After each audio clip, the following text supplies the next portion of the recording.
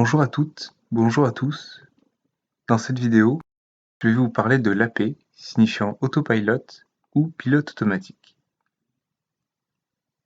Bien que cet appareil puisse paraître complexe à première vue, sa conception est relativement simple.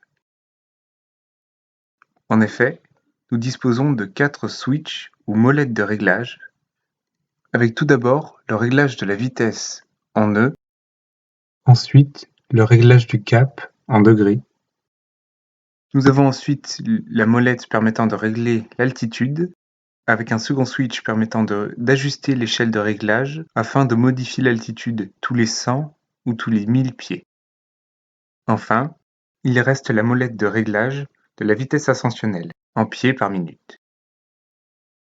Pour valider ces 4 paramètres, nous pouvons procéder de 2 façons différentes. En effet, nous pouvons soit tirer, soit pousser chaque molette de réglage. En tirant la molette, nous forçons le pilote automatique à suivre le paramètre que nous avons nous-mêmes rentré. Au contraire, si nous poussons la molette, nous donnons la main à l'ordinateur de bord qui exécutera le plan de vol, dont les différents paramètres auront été entrés préalablement dans le MCDU par le pilote avant le décollage. À noter simplement que durant le TP, nous ne ferons que tirer les molettes de réglage afin de valider les paramètres demandés dans l'énoncé.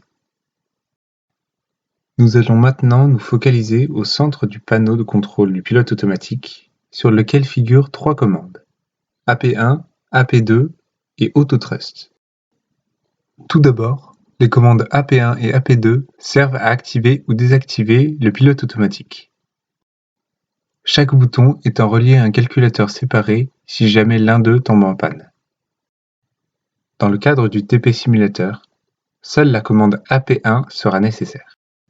Enfin, la commande AutoThrust sert à activer ou désactiver ce que l'on pourrait apparenter à un régulateur de vitesse sur une voiture. La seule condition requise avant de l'activer est de mettre les manettes des gaz des 2 moteurs en position climb, comme nous pouvons le voir sur cet exemple.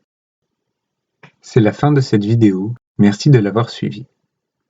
Dans une prochaine vidéo, nous verrons plus en détail les cinématiques des différentes commandes physiques du cockpit.